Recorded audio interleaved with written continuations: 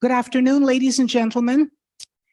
Although I still see people coming in, I've been known to start on time to the minute, and I don't want to make an exception today. Good. That's the way to do it. Well, you all have come on time, so I feel I owe you the courtesy of starting on time. Names? Also, welcome to those who are on Zoom, as well as here in the chapel. This is the last adult education program of the season. Jane and I will be meeting in the not too distant future to plan the programs for the fall and onward. There have been 6 monthly lectures this year, but we have added this additional special program, all of which has been made possible by the generosity of the Jerome Iris Salkoff Adult Memorial Education Fund, administered by Doreen Salkoff. She unfortunately is not feeling well and could not be here today, but we thank her for her efforts to keep us running. As always, following today's presentation, Jane and I invite everyone here and our guests to join us at the back after. We'll have dessert and coffee and cold refreshments. And I do want to introduce our guest, who has a rather impressive background. But before I say anything, I would like to introduce our rabbi, who would like to say a few words to you. So just let me hand the mic over to him, please. She didn't introduce herself. Thank you, Estelle, beautiful, as always. Great to see you and those who are streaming. I did want to, first of all, offer my own personal welcome to Eric and the work that he does in order to defend our people of Israel. But the beautiful thing about the ADL is it not only defends the people of Israel, the Jewish people, from acts of anti-Semitism, bias, prejudice, etc., but actually stands up for the same for all races, religions, groups, people, no matter who they are. And as I expressed a few months ago, when I began with the idea of forming an anti-bias task force here in Delray, and that is no one should ever have to feel helpless against any of these acts perpetrated against any of us or anyone. And there are organizations such as the ADL, which have always stood in the forefront of the fight against racism and bias and prejudice, and saying no one should ever suffer. And we could always do something which is so very, very important and stand together against hatred. So I now turn it back to our chair lady for the event. And oops, can't forget. Let's give it up for Estelle, everybody. Beautiful work. Thank you, Estelle. Estelle. I reached out several months ago to the Anti-Defamation League to ask if they could provide a speaker to address an issue that has become more extreme as time progresses: the escalating threat of anti-Semitism and anti-Zionist attacks on Israel worldwide, in Florida, more recently even here in Palm Beach County. As we are all unfortunately aware, hatred of Jews has slipped into many facets of our society, from college campuses to political platforms and our religious institutions. Both the far right and the far left seem to be the driving forces behind this vicious escalation of anti-Semitism, about which we should all be concerned. To explore this rising threat to Jews everywhere, I have invited today's guest speaker to address these issues. Eric grew up in an eastern suburb of Orlando. He's a Floridian, graduated from their Hebrew day school in Central Florida, attended Youth Camp Judea in North Carolina and Tel Yehuda in New York. Some of you who come from that part of the world may be familiar with the camps. He has volunteered in Israel on a Young Judea course program, spent over 14 months living and studying abroad in Israel. Eric joined the Anti-Defamation League in August of 2015 and now holds the title of Senior Associate Director for Jewish Community Outreach and Anti-Semitism for the ADL's Southern Division, which includes the Florida region and 4 others. In this role, he is responsible for all of the ADL's cooperative engagement and relationship building with Jewish federations, synagogues, JCCs, JCRCs, and other Jewish communal organizations throughout roughly 1/4 of the country. Prior to joining ADL 7 years ago, Eric held numerous positions in, of course, the organized Jewish community with Nevi Michael Children's Village, American Friends of Hebrew University, the American Israel Public Affairs Committee, American Jewish Committee, the Jewish Community Board of Akron, I know that's in Ohio, and the Canton Jewish Community Federation. Eric received his Bachelor of Arts degree in Religious Studies from the University of South Florida in Tampa. He then earned 2 Master of Arts degrees from Gratz College in suburban Philadelphia, 1 in Jewish Studies and a 2nd in Jewish Communal Service, specializing in nonprofit management. Eric currently lives in Coral Springs, Florida, together with his wife and their 2 daughters. In his spare time, I didn't think he had any, he is an avid gardener, a constantly hopeful Marlins fan. Aren't they winning now? Yeah, that's what I thought. And is actively involved in several organizations and causes outside of the ADL. Most notably, he joined the City of Coral Springs Multicultural Advisory Committee in 2016 and recently has begun his 2nd term as chairman of this committee. Eric is also a very proud lifetime associate member of Hadassah. Of course, I being a lifetime member, wanted to get that in. And at this time, Jane and I would like you to welcome to our podium Eric Ross, the Senior Associate Director of the Jewish Community Outreach and Anti-Semitism at the Anti-Defamation League Southern Division, who will speak to us about the longest hatred.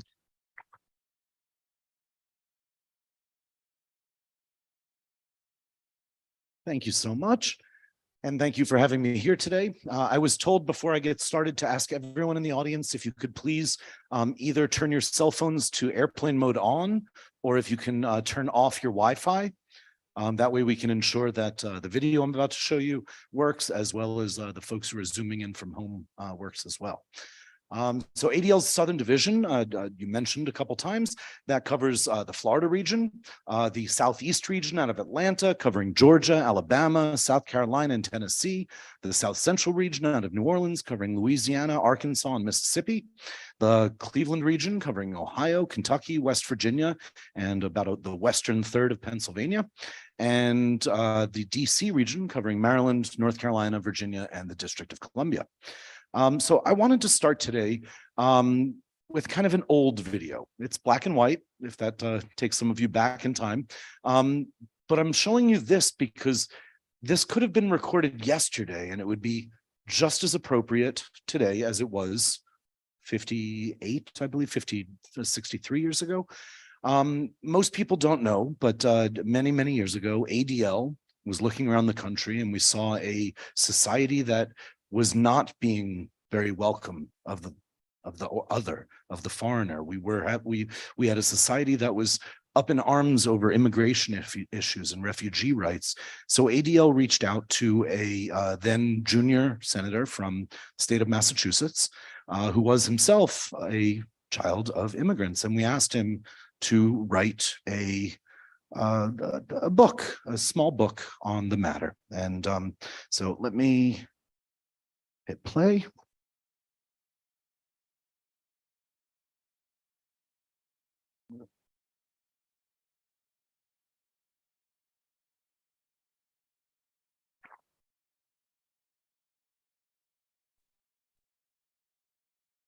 It is with the very deepest sense of pride that on behalf of the Anti-Defamation League, I present America's Democratic Legacy Award to the President of the United States, John F. Kennedy.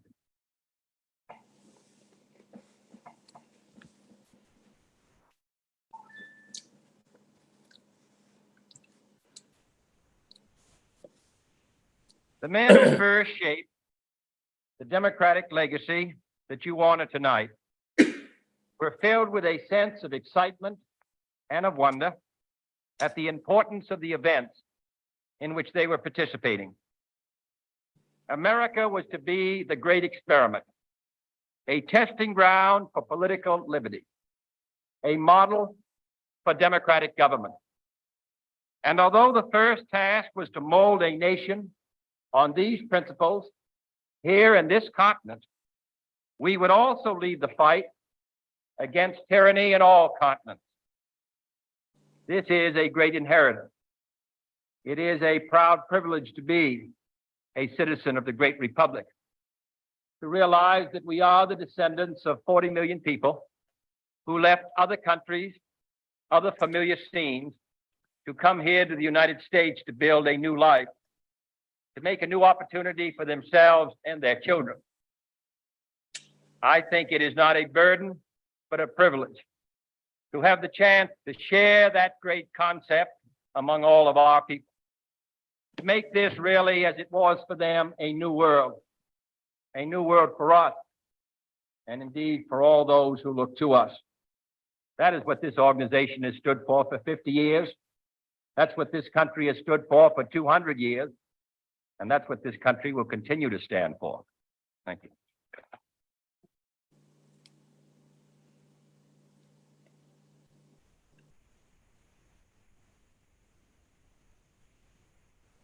Okay, can we turn the lights back up? Okay. Oh. Great. As I said, those words are just as applicable today as they were when they were spoken at ADL's 50th annual meeting. ADL was created in 1913. Our 50th annual meeting was in 1963.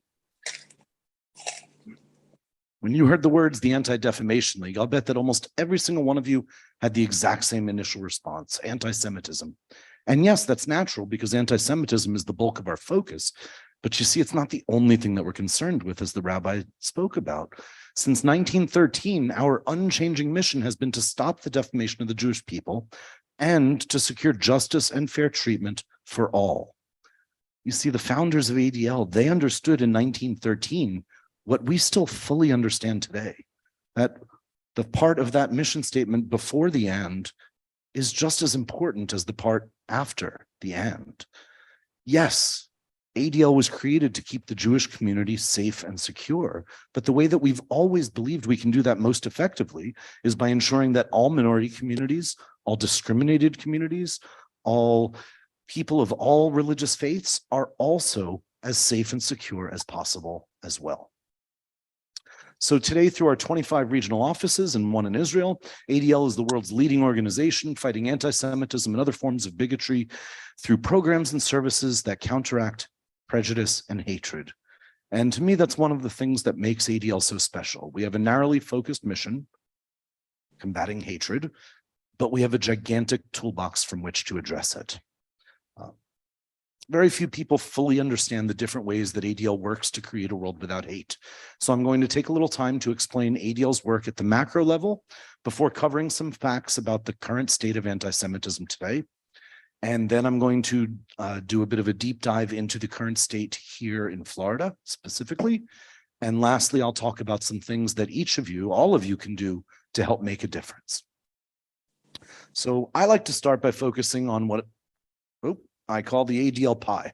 And by that, I mean we protect, we investigate, and we educate.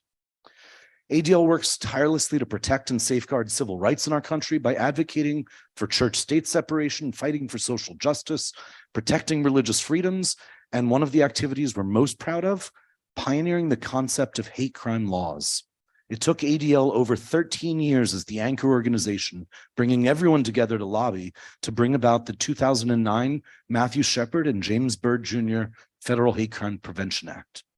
And it was our model legislation that almost every single one of the 46 states plus DC that have state hate crime laws on the books, it was our model legislation that was used. ADL also monitors, researches, and responds to individual reports of anti-Semitism, as well as other types of bigotry and discrimination. When someone is the victim of a bias-motivated assault, or their home is vandalized here, like the one you see here from Orlando a few years back, ADL will act as a liaison.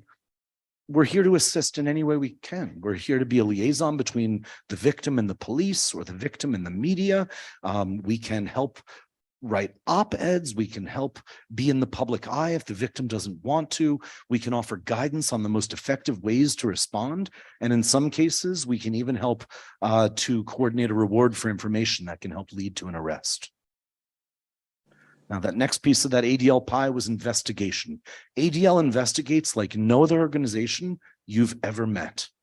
Unlike law enforcement, the information that we keep that we collect on extremists and hate groups, we can keep that forever until it's useful.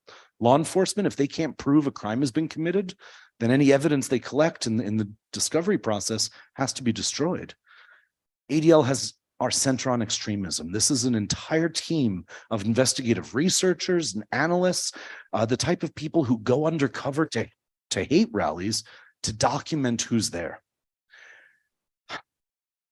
Their job is to collect information on extremists and hate groups. And whenever they uncover actionable intelligence, something that can help stop a crime, they immediately turn it over to the proper authorities. And it works both ways. When law enforcement finds something and they're not quite sure what they're looking at or who it might be connected to, they can reach out to us. And we may already have huge files on both, on these types of individuals or their particular network of hate. The last piece of the ADL pie is education. We educate the Jewish community, we educate other minority communities, we educate teachers and students, we educate anyone who can help us make a difference, including law enforcement. We do extensive educational trainings for law enforcement every single year. When an officer gets out of the police academy, they've maybe received 30 minutes of training on hate crimes and how their state's hate crime law works. How can we ever expect them to properly police the streets and care for our concerns if they don't have the proper training? So we go in, we do it. We train them on hate crimes. We train them on hate symbols. We train them on extremism from the far left to the far right. And we do it all absolutely free. In fact, we train over 15,000 members of law enforcement every single year. That makes ADL the single largest non-governmental trainer of law enforcement in the country. So now that we've gotten through the ABCs of ADL, I'd like to, as I said, explain a little bit about the work that we do to compile, quantify, and vet the number of anti-Semitic incidents occurring in America each year. Every year since 1979, ADL has released what we call our annual audit of anti-Semitic incidents. It's not a perfect science. I'll be the first to admit it. It's not, I don't like to call it a thermometer because it doesn't give you an exact digital reading of a temperature. It's more like a barometer. It measures the pressure. It's not perfect because we can't possibly know about every incident that takes place. What we include are incidents that people report to us and we can verify, information law enforcement is able to share with us, and information we can gather from the media or social media and then independently verify. But even though we know that there are most definitely more incidents taking place than what we include in our audit, we still keep this tabulature year in and year out because it gives us a benchmark. It gives us that point to know, is this barometer moving in the right direction or the wrong direction? Do we need to refocus some of our energies or resources? Do we need to hire more staff in this office or that office? Now, the audit itself, as my grandma always said, it's always best to start at the beginning. So we do several different ways to measure anti-Semitism in America. First, we do public opinion surveys, like the recent ADL Anti-Semitic Attitudes in America report. You can find that on our website. We did this most recently in 2019. We did it again at the very end of 2022. The findings were shocking. We found in 2019, there was 11% of general population in America believed that 6 or more anti-Semitic tropes were probably true. In 2022, that number climbed from 11% to 20%. 1 in 5 Americans that you meet on the street believe that you have too much control over the government. 1 in 5 Americans you meet on the street believe that you care more about Israel than your home country. The list goes on and on. We also analyze anti-Semitism online to see how people are sharing anti-Semitic beliefs on social media. And then we report on the trends taking place We had another recent report about 3 months ago called our online anti-Semitism report card, rating the various social media and online platforms in how they're good of a job they've been doing to try and eliminate anti-Semitism and other forms of hate from their platforms. We also do surveys of Jewish people, not just to ask, have you or haven't you experienced anti-Semitism, but how have you been experiencing anti-Semitism? Because the how matters, and the how changes over time. It changes with technology, it changes with society, it changes with current events. And our most recent one in 2021 focused exclusively on college campuses. Again, I highly recommend all of the ADL reports on our website. But in my opinion, the most useful tool that we have to measure anti-Semitism is the annual audit of anti-Semitic incidents. Now, let me preface this by saying that any incident that you see that in our audit, you can't assume that it only impacted one person. Yes, somebody walking through Publix and another person says, "You dirty Jew" to them. Yes, that's one incident, one person impacted. But when a swastika is spray painted on the front door of a synagogue, how many families belong to that synagogue? Every single one of them is impacted. When a hate group goes out and distributes 75 flyers across 3 neighborhoods in a city, 75 homes received that flyer. It was all in the same city, all on the same day. So we counted that as one incident. 75 families, 300 families might have been impacted. So prior to 2016, it looked like anti-Semitic incidents were holding steady. And in a few years, we even had some slight declines. However, since 2016, there has been a steady and dramatic increase in incidents. In 2022, for the second year in a row, we saw the highest number of incidents we've ever seen since we began recording this in 1979. We tallied 3,697 incidents last year. That's a 36% increase over the previous year and a new record high by a long shot. In fact, over the last 5 years, 3 of them have been new record highs. To put it in perspective, just look at the chart here. Anti-Semitic incidents in 2022 were almost 4 times as high as they were in 2014, just 9 years ago. 3,697 incidents. And keeping in mind, that's only what we know about. But what we know about averages to 10 incidents per day taking place in the United States. Now, it's deeply disturbing that anti-Semitic incidents are hitting historic highs yet again, especially after the 34% increase we saw just the previous year. These findings are a clear reminder that anti-Semitism remains a clear and present danger in America. We need everyone in civil society, from members of Congress to governors to city council members to teachers and administrators, everyone that can have a voice. We need them to stay laser focused on this threat. It's been said many times before, anti-Semitism is the world's oldest hatred. It's also been said many times before that anti-Semitism is the canary in the coal mine.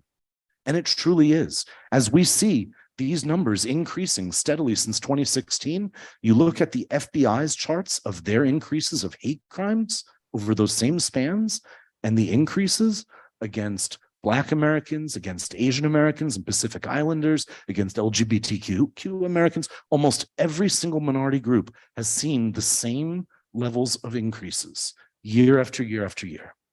The percentages might differ a little bit, but we're seeing the same arc across the board.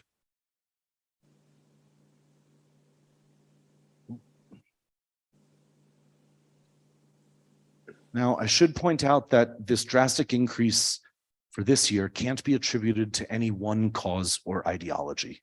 We saw increases across the board. There was significant surges in incidents, including high volumes in organized white supremacy propaganda activity, increases in K through 12 schools, K through college campuses, as well as deeply troubling increases in attacks on Orthodox Jews, a 69% increase up to 59, and bomb threats. The year before, there were 8 bomb threats made to Jewish institutions. In 2022, There were 91 of them. Now,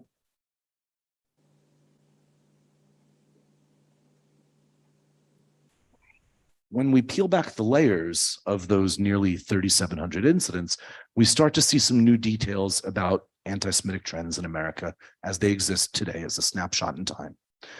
Anti-Semitic harassment was up 29% in 2022. Harassment includes anything from yelling a slur at someone in front of a synagogue, to a child bullying their Jewish classmate with an anti-Semitic joke, to finding white supremacist propaganda in your front yard. Anti-Semitic vandalism, which is when property damage is paired with evidence of anti-Semitic intent or impact, this increased 51%. Vandalism can range from swastikas being carved into a school desk, to anti-Semitic slurs drawn on a synagogue, to damaged menorahs and mezuzahs in homes, in public spaces, or even in college dormitories. Anti-Semitic assaults, when someone who is Jewish or merely perceived to be Jewish is targeted with physical violence paired with evidence of anti-Semitic motivation, those were up 26%. Now, I'm the ADL guy. I rarely have good news to share. Unfortunately, that's just part of this occupation. But I can say that the majority of anti-Semitic incidents, assaults that took place last year were perpetrated without the use of deadly weapons.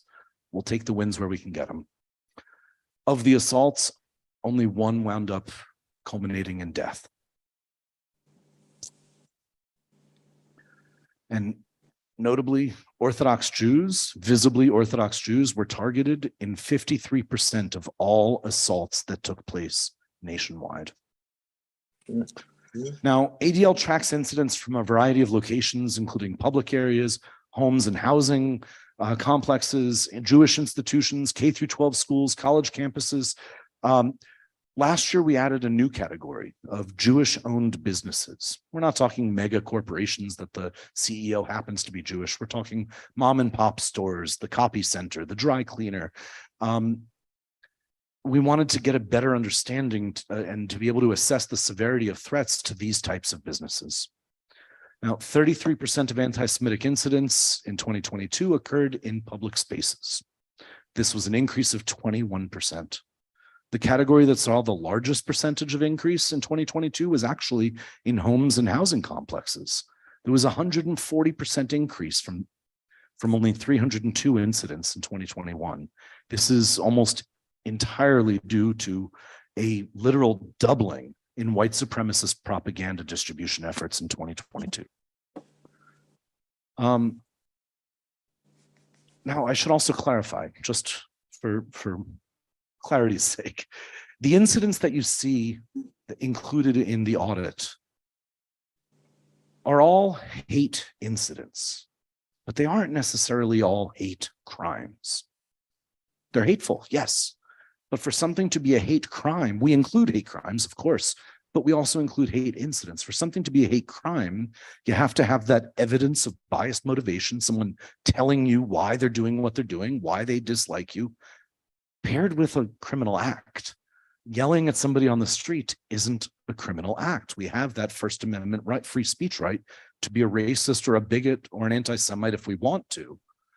But if you write a slur word on somebody's home, that's vandalism, arson, kidnapping, murder. All of these things are criminal acts. That's when you have a hate crime. So the audit would include both hate crimes and merely hate incidents. So how did things fare here in Florida? I've got two ways to look at this. Anti-Semitic incidents in Florida surged to historic levels in 2022. We saw a total of 269 incidents recorded, a 42% increase, and a brand new all-time high for the state of Florida. That figure is more than double the number of incidents we recorded in 2020. Now, if you like a different type of chart,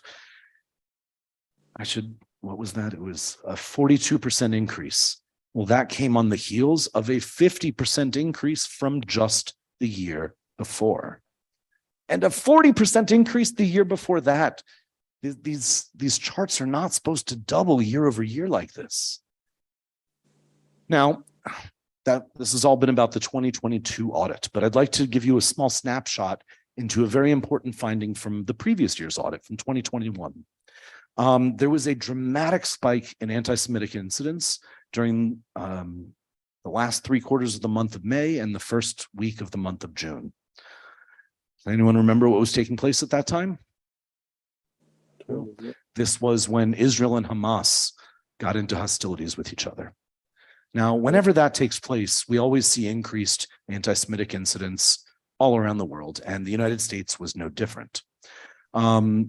Generally speaking, American citizens like you and me, we have no say over what the government of Israel does. We have no vote in Israeli elections, and yet that didn't matter. If you were anti-Israel, if you found somebody who was Jewish, regardless of their opinions on the state of Israel, they were a legitimate target for harassment, vandalism, and assault. On May 10th, 2021, when the fighting broke out between Israel and Hamas, ADL tracked from May 10th through the end of the month a 140% increase in incidents over that same span of time the year before. These incidents in May included everything from anti-Israel protests featuring signs that invoke age-old anti-Semitic accusations, like the Jews are responsible for killing Jesus, Holocaust analogies that demonize Zionists as no better than the Nazis. Some of you may remember some of these examples from the news. On May 18th, patrons at a Los Angeles restaurant were attacked by individuals who arrived in cars carrying Palestinian flags. And when they asked the diners if they were Jewish, the response was, "You should be ashamed of yourselves," after they confirmed, yes, they were. Palestinian supporters pushed and kicked some of the victims to the ground. Someone got pepper sprayed. Soon after, a brawl erupted, and when the news reports came out, it was shown that the attackers were yelling both pro-Palestinian and anti-Jewish slurs. On May 20th in Manhattan, a Jewish man wearing a yarmulke was attacked by a group of individuals who yelled both anti-Jewish and anti-Israel slurs as they punched, kicked, pepper sprayed, and beat him. Sorry, the pepper spray wasn't LA, that was Manhattan. In Brooklyn, 6 men assaulted and punched 2 Jewish teenagers. Luca Lewis, a 20-year-old professional soccer player with the New York Red Bulls, was assaulted by men holding knives to his throat, saying they were going to cut his throat if he told them he was Jewish. Down here in South Florida, a family visiting from New Jersey, they were walking down the street in a well-lit area surrounded by restaurants and businesses. Their only problem was that they were walking down the street while visibly Jewish, wearing kippahs. A group of folks in a pickup truck pulled up next to them and started throwing garbage at them, started yelling obscenities like "F you, Jew," "Die, Jew," "Free Palestine," and then they threatened to get out of the truck and rape the wife and daughter. Thank God there was a good Samaritan in the vehicle behind who saw what was going on and got out of his car, and he scared them off. Otherwise, that harassment could have easily turned into an assault. And this one. Now, I tell you, this was spray painted somewhere in late May of 2021. Doesn't justify it, it doesn't explain it, but you might understand if this were to be found on the home of the Israeli ambassador. One might understand the type of protest if this was found on the home of a former Israeli IDF general who now lives here in America. But that's not the case. The Jews are guilty with swastikas on either side. This was spray painted on the Florida Holocaust Museum in St. Petersburg. Florida Holocaust Museum has nothing to do with Israel. Doesn't even have anything to do with organized religion. You want to criticize the government of Israel? Fine. You want to criticize their policies or their tactics? Great. There's more than enough legitimate critiques to go around. At ADL, we are steadfast supporters of the First Amendment right to free speech, and we strongly believe in constructive dialogue. But when you blame, when you scapegoat, when you target or you attack Jews or Jewish institutions as a way of airing your grievances with the state of Israel, well, That's not protest, and that's not activism. That's anti-Semitism, plain and simple. About a year and a half ago, a survey came out yet again. It comes out every 10 years or so. It's called the Survey of American Jews and Perceptions of Anti-Semitism. This survey found that 63% of American Jews feel less safe in their communities than they did 10 years earlier. It was today, Sunday. 2 days from now, I turn 45. And I can tell you that in my lifetime, in the last 45 years, we've never been able to say that a supermajority of American Jews feel less safe today than they did 10 years earlier. There were some years where we felt much safer, some years when we only felt a little safer, some years where some folks maybe felt less safe and others more safe. But this is scary. And the truth is, we have every reasonable reason to be concerned. So I know all that's kind of shocking. I try to share information that can educate, that can illuminate, but now we're getting to the good part.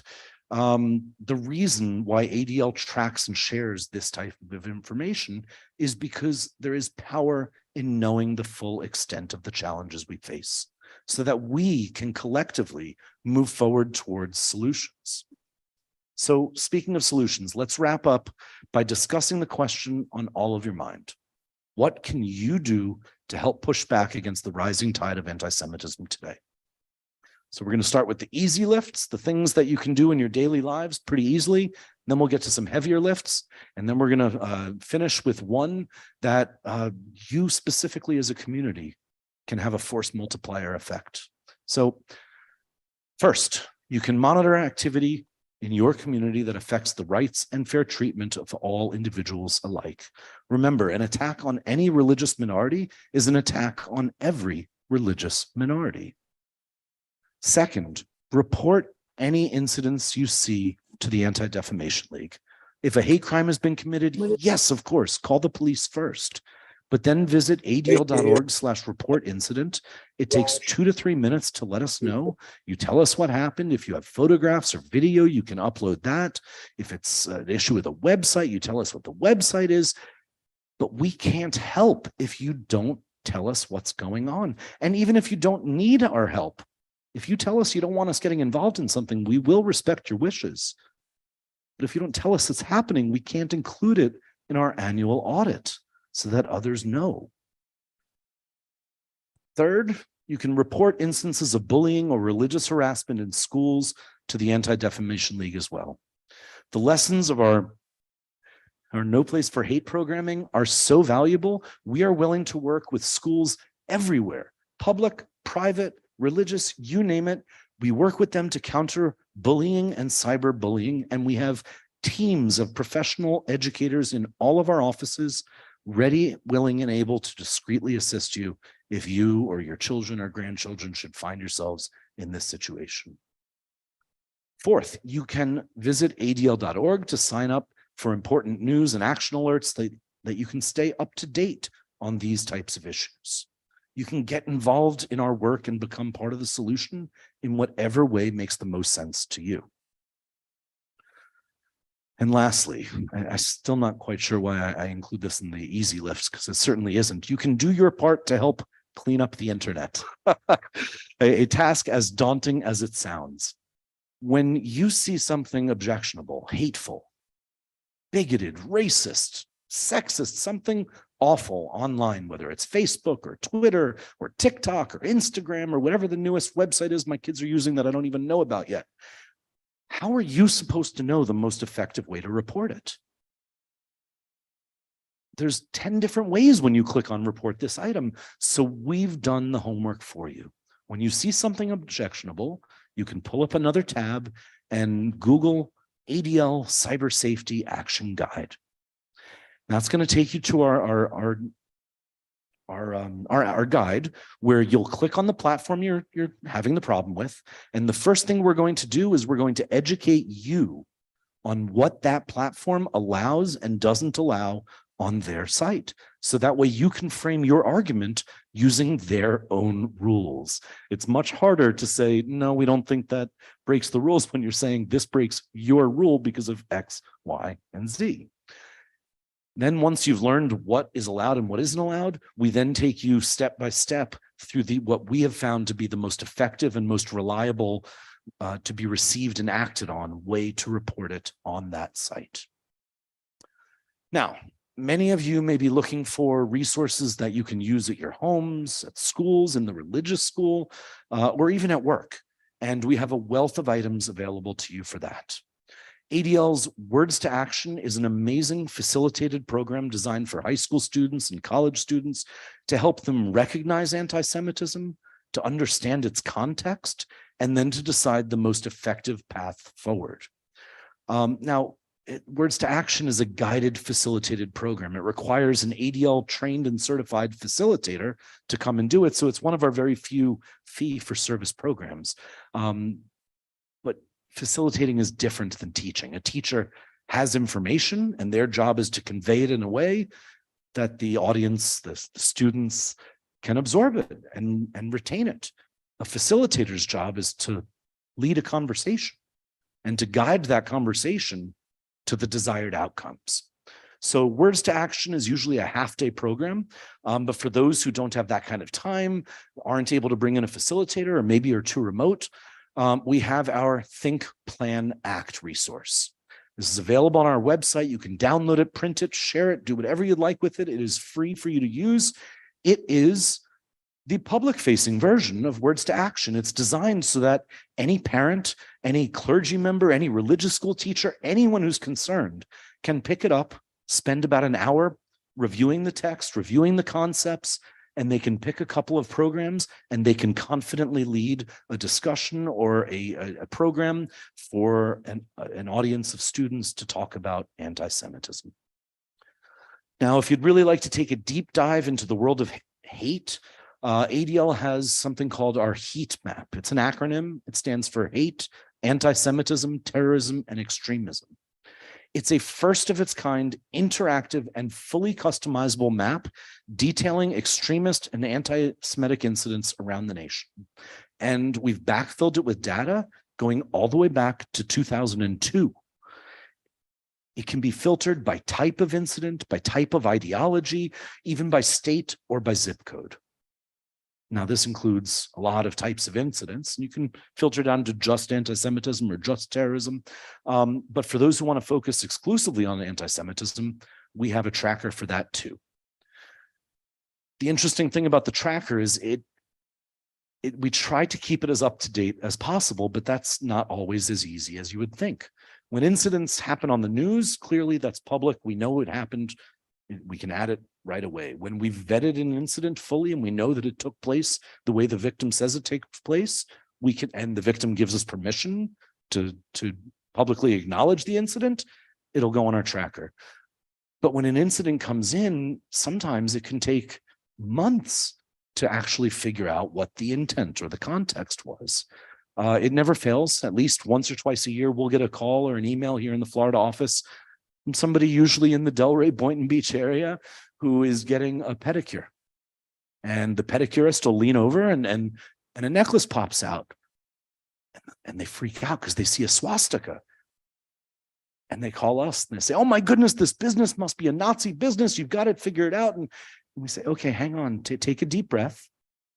Would you mind swinging back by and find out if folks who work in that nail salon might be Buddhists? The swastika was a symbol of good luck for thousands of years before the Nazis co-opted it. And I'll tell you, 999 times out of 1,000, that's the case when this incident comes in. So we don't just take people's words for it. But I can guarantee you that any incident that you see appearing on the tracker has been fully vetted. As a quick aside, about 10 years ago, we got 10, 12 different reports all on the same night because there was a limousine covered in swastikas driving down Miami Beach. It was a wedding. That was the getaway car. Instead of tin cans, they covered it with good luck symbols. So you can also continue your education beyond today's program by signing up to participate in our ongoing Fighting Hate from Home webinars. As luck would have it, at the very beginning of 2020, we had started planning for this to roll out in March of 2020. And what do you know? Everyone was home, ready to fight hate from home with us starting in March of 2020. So the webinars became hugely popular. They always feature experts in their field, topical experts, subject matter experts, always really, really knowledgeable. Now, you as a community, you as a synagogue community can also do something. There's a common question that every ADL region around the country gets asked all the time, typically from our board members. They say, I love what I do with ADL. I love my synagogue, but I wish my synagogue took more time to do what you're doing today, to have programs talking about anti-Semitism, to educate the public, to make awareness more common about anti-Semitism, to reach out to the public, the non-Jewish community, to gain allies. I wish my synagogue could do more than that. Could you come speak? And yes, of course, we're always happy to come speak at synagogues, but I don't have the staff to send a staff member to every synagogue around the country, even for one Shabbat out of the year at every synagogue. We just don't. So we had to come up with a plan, an initiative that we could get into more synagogues without having to add 1,000 more staff people. And the outcome was our Kulanu program. And originally, 2 years back, we started planning it directly connected with the Union for Reform Judaism. And the initial trial was 18 Reform synagogues from around the country that ranged from over 1,000 families to one that had no clergy, no paid staff, just 36 families. That's it. And the outcome was beautiful. So much so that URJ stepped away and said, please run with this and open it up to everybody.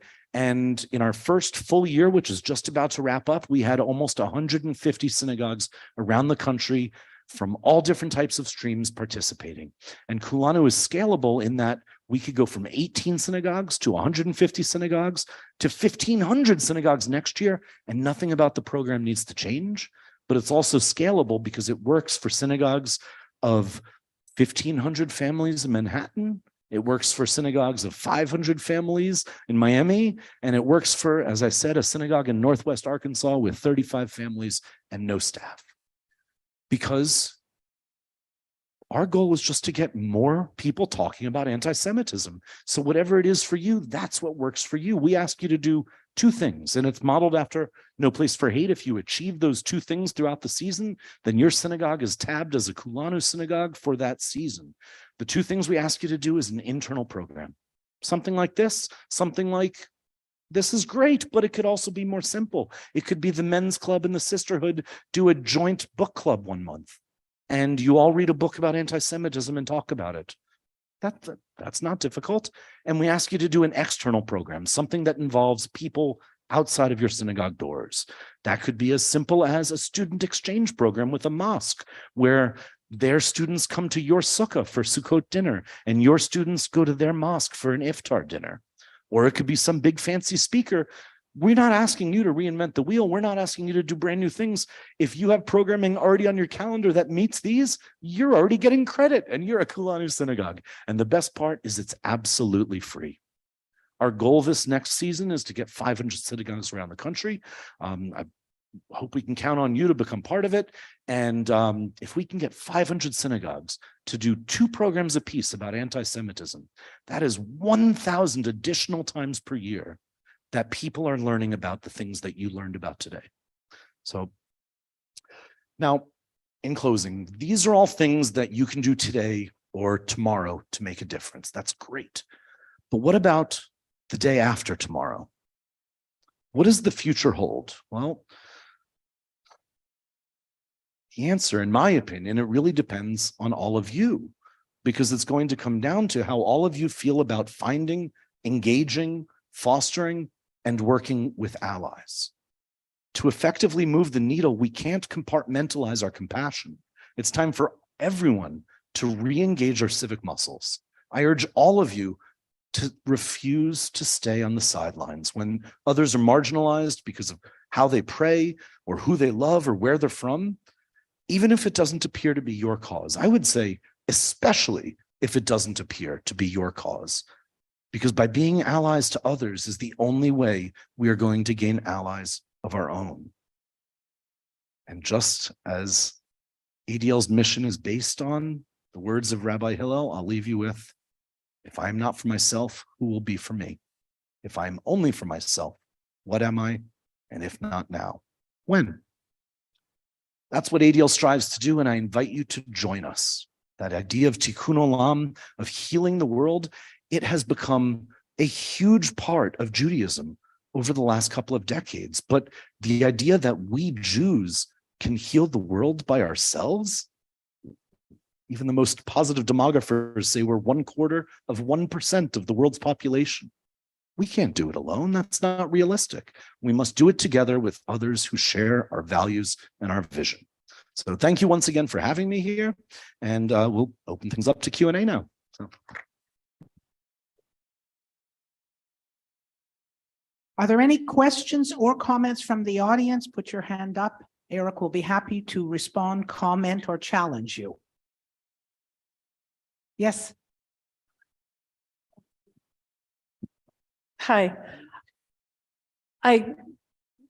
Everything that you say is wonderful and very exciting, the possibilities, but I wonder what, in your experience, and maybe it's a little bit of negative thinking, but when you reach out beyond the Jewish community, do you find, or do you ever get a sense that you're kind of preaching to the choir? That's interesting, because I get that question in the reverse a lot, that when I do events like this, am I really moving the needle? Doesn't it feel like I'm preaching to the choir? I would say no to both questions, actually, to either version of the question. When we're talking to other organizations, to other groups, even if it doesn't culminate in a partnership, even if we can't work on a program together, there's still positive attitudes that are had from a positive discussion. And a year from now, 3 years from now, the next time something comes up, maybe it will work out. But in my private life, you mentioned, I've been twice now the chair of my city's multicultural advisory committee, because in work and outside of work, I fully believe the answer to the future is demystifying the other. If you've never met a Pakistani person, how would you know what? The only way you know what all Pakistani peoples are like are based on your preconceived notions and biases. Even meeting one doesn't tell you what all are like, but you get to know a community, and now they're people. They're not just an other. And when it comes to within the Jewish community,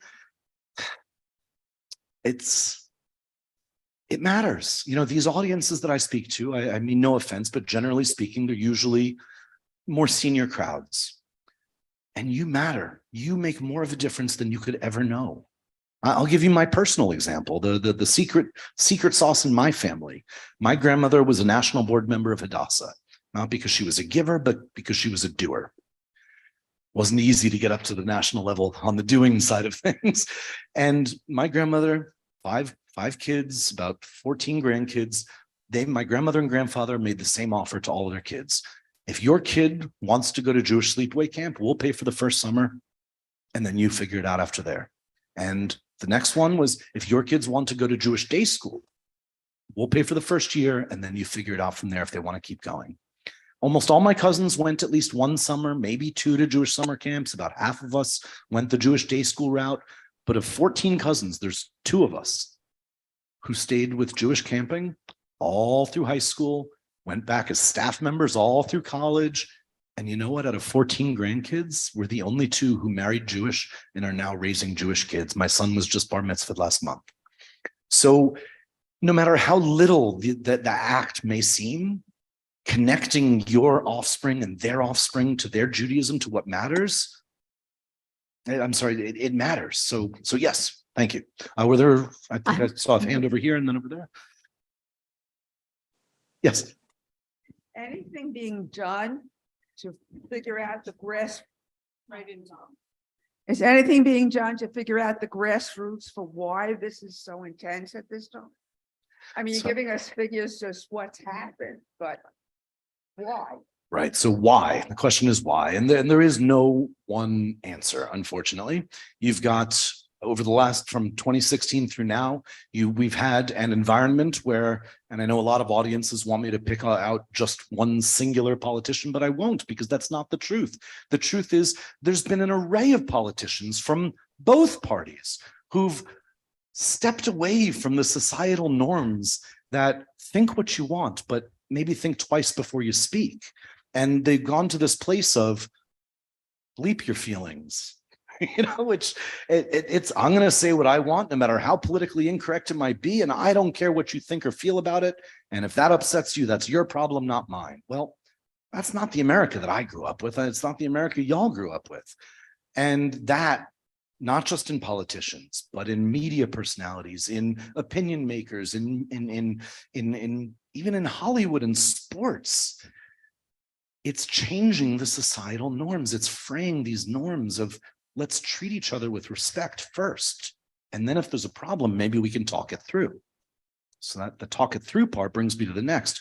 Over the same span of time, you've seen an incredibly rapid growth in anti-Israel sentiment in America. Now, much of that is being driven by pro-Palestinian groups like the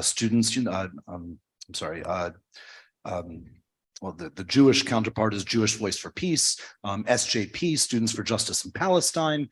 That's the group that, if you remember, a good 8-9 years ago, put the eviction notices up on the dormitories at FAU. That tactic was duplicated in many other universities. FAU was the very first around the country where that tactic was tried. Now, these groups, they get together at their annual meetings and they talk about what's worked for some groups, what hasn't for others. And then they talk about this concept of the word is escaping me. I didn't have my coffee. I apologize. Non-normalization. They're taught the exact opposite of what we were all taught, that if you have a problem, you speak with somebody, you find a little common ground. Maybe you can convince them a little, maybe they can convince you, but at least you walk away respecting each other. They're taught not to get into debate, to conversation, anything with anyone who's pro-Israel, because to acknowledge that there's another side, it deflates their position. So I would say that you have societal norms fraying, you have politicians calling Jews termites, threatening that Jews are bringing disease into their cities. And yes, I just chose an example from a Republican and a Democrat on purpose. And you have social media companies as the third leg. They rely on the clicks. So, they say they're going to police their platforms, but it's not in their best interest to actually do that. We hold their feet to the fire the best we can. So I want to take a turn. 50 years ago, I worked in a small community hospital in Okeechobee, Florida. And I filed an incident report with the West Palm Beach ADL 50 years ago. I had worked 6 full months at that point. And there was new sterilization equipment that was delivered to the hospital. And a group of staff, including physicians and the administrator, got together and said the following: "Too bad there's no Jews around to test the equipment." I filed a report with the ADL long before computers and cell phones. It took some time. My partner and I were in the process of moving to Washington, D.C. at that time, immediately left Okeechobee, continued with the report, and then I became actively involved in the Washington, D.C. ADL as a volunteer. 6 months ago, when I learned about the URJ ADL connection, I decided we were going to find out more about it as a synagogue and learn more, have spoken with some members of our board as well as members who are not board members, and we will be forming a Kulano group. that's fantastic. Thank you. Rabbi? Yes, I see you and you.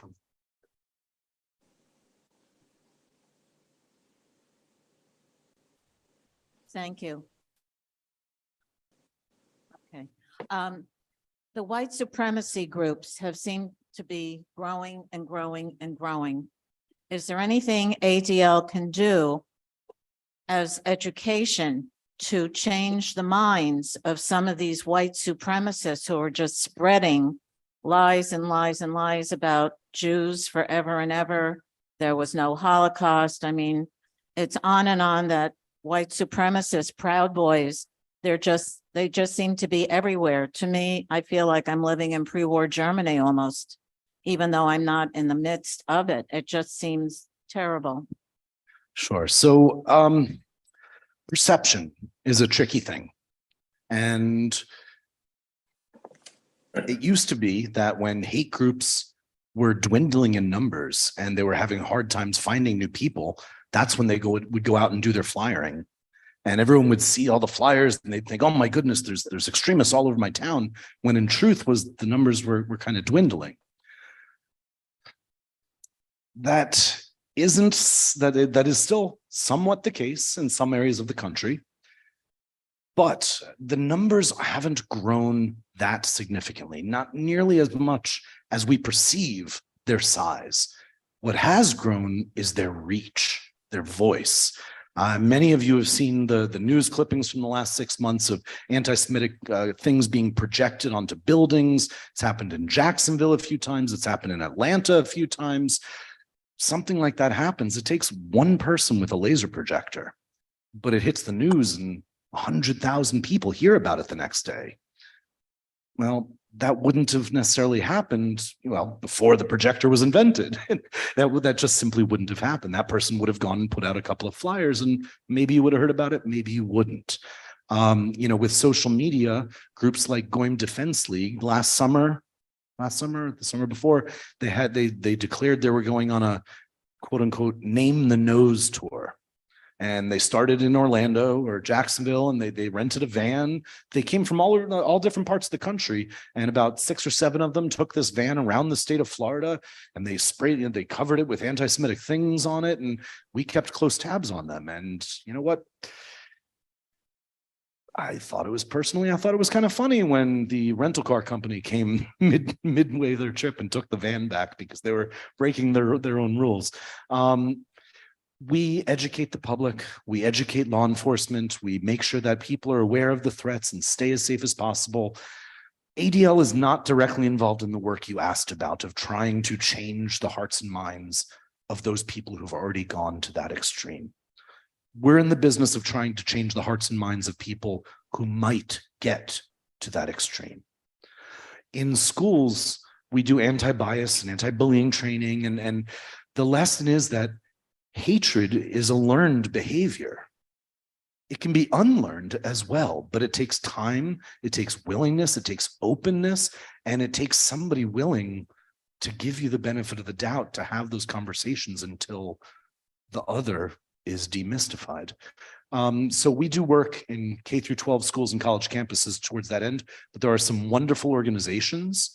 Angela King is a woman who started an organization specifically to help white supremacists get out of the lifestyle, because sometimes they have second guess, why did I do this? But they're so deep into it, they feel they could get killed or something. So Angela King was somebody who the ADL Miami regional director testified at her trial, and she went to jail, I think, for 5 years.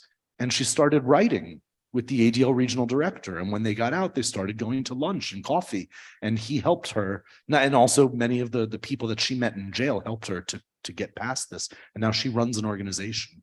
I can't remember the name of the organization, but Angela King is her name. So yes.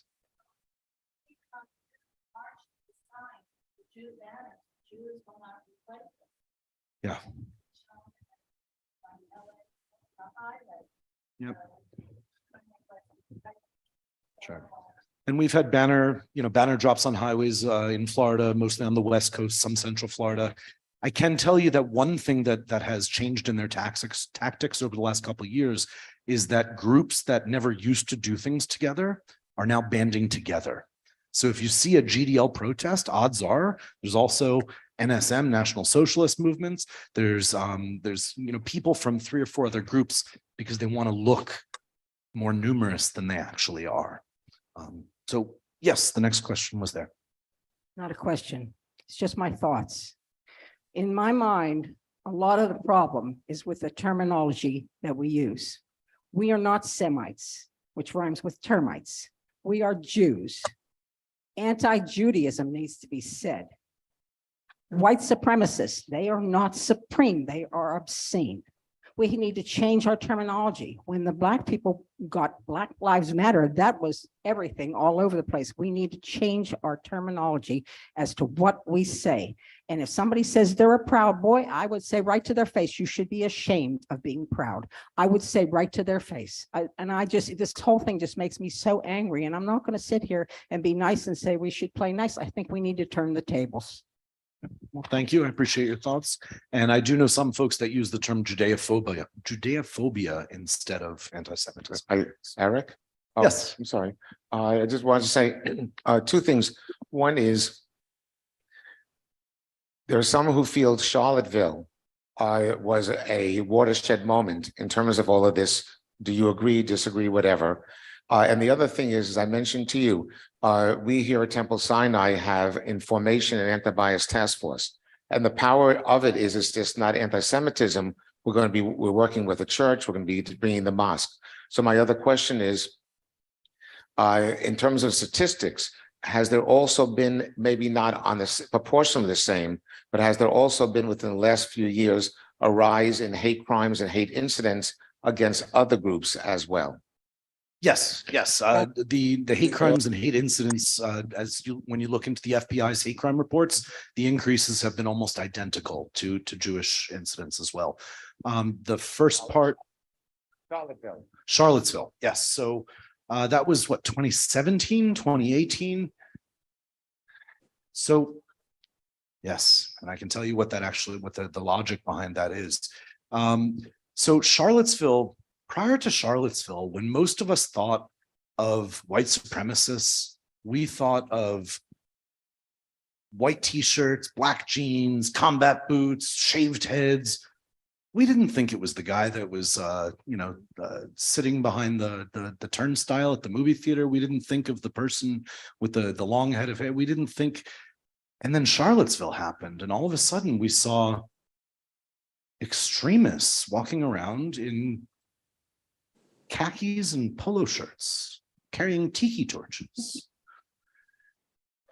And it was the first time that people across the country realized this could be my mechanic, this could be my professor, this could be my dentist.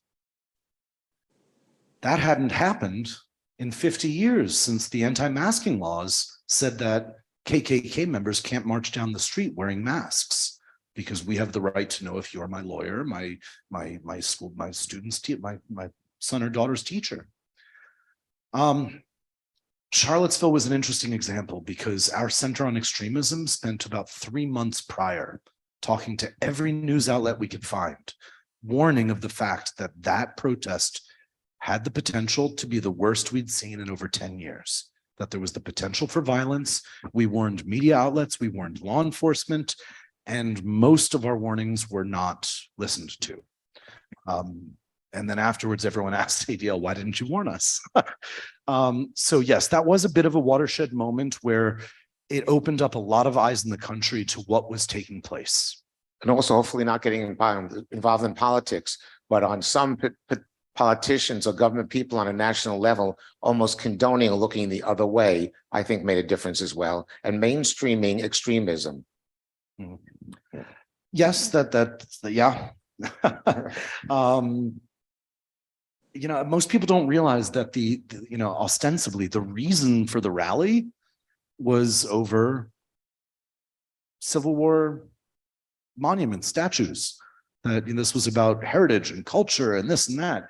But the chanting wasn't "Go Ulysses S. Grant." It was "The Jews will not replace us." They showed their cards, their hand instantly. "The Jews will not replace us." That's a chant linked to the anti-Semitic theory called the Great Replacement Theory. It doesn't literally mean that, okay, there's 6 of us whites, extremists here, and there's 6 Jews who are going to come in and fire us, and they're going to take our places. It's a world view. It's a concept that Jews are either literally or conceptually bringing in Black and brown people into our country And the numbers and their offspring is going to overpopulate the country and replace white people with non-white people. This was the same logic that led to the shooting at the Tree of Lights Synagogue in Pittsburgh. It was directly against ADL and Hayes's work with immigration reform and refugee rights.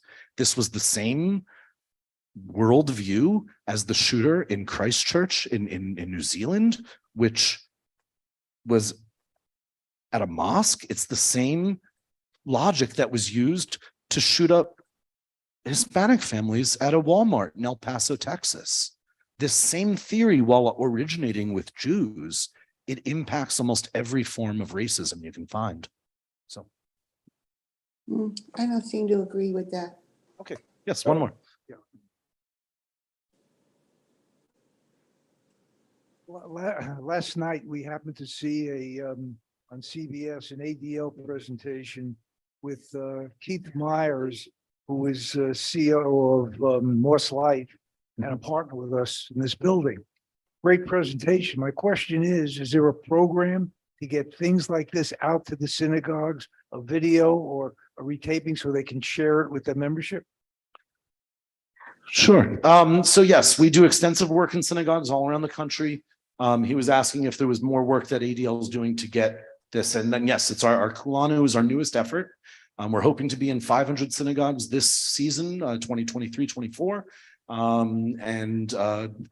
The beautiful part is they can do their own programming, or they can use a web portal we've created for those who participate to have access to any type of ADL resource material, lesson plan, guidelines, talking points, discussion guides, you name it. We're giving it all access to it. So I think we have one final question. Yes, I have one more comment. I think it was supposed to take place last weekend down in Miami at the Doral, at Trump Hotel at the Doral. Nazi speakers were invited to speak. I don't know if some of them were canceled or not, but it was reported that there was going to be a whole rally and Nazi speakers, Hitler lovers were going to be there speaking. Do you know anything about that? Yeah, I mean, it's like I said before, ADL is staunch believers in the First Amendment right to free speech, and haters have a right to spew their hatred. However, that doesn't mean we don't have a First Amendment right to free speech to object to their hatred, to their speech, to their language. So yes, when things like that occur, we get the word out to the public about what's taking place. We make sure media is aware of what's taking place. In some cases we can notify. I mean, there's legalities with what you can do and can't do when contracts are involved, but you can make sure people are aware of who they're hosting. I remember a few years back, this is a great example. How many of you have been to Maggiano's down in Boca? It's a family style Italian restaurant. Well, the Maggiano's in Washington, DC, they found out after the fact that Richard Spencer, the person who coined the term alt-right, held basically a hate rally dinner in their restaurant. When we let them know who these people were, what they were doing, they made a public spectacle of giving the money back, saying, we're not taking your money and you're not welcome here again. So we in the ADL always try to influence public opinion by catching more flies with honey than vinegar.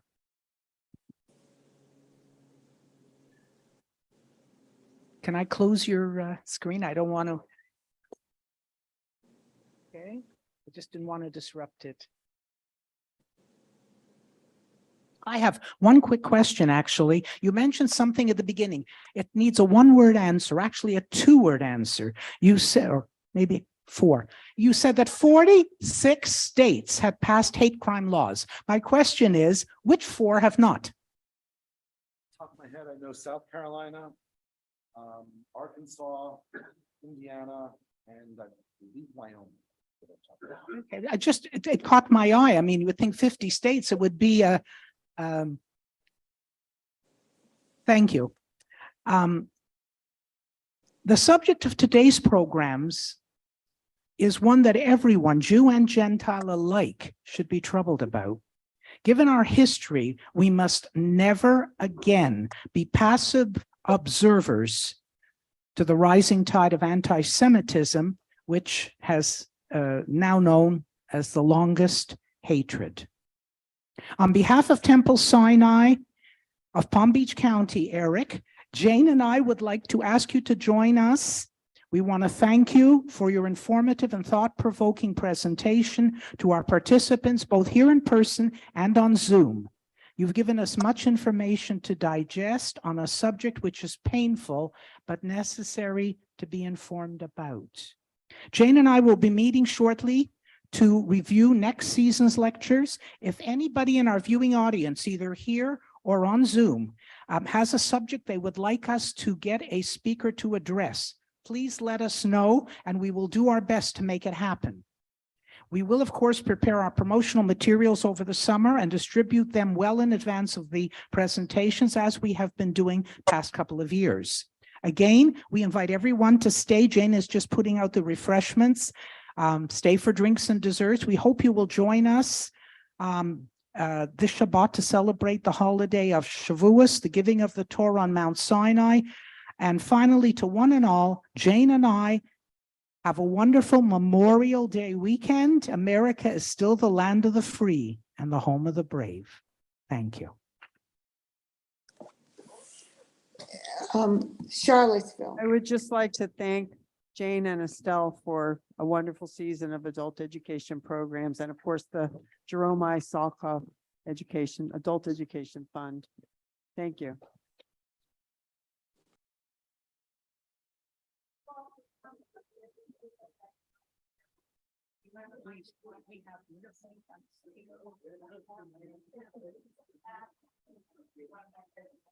There are some promotional badges and decals and information over here that you may not have seen. Everyone's free to take them home.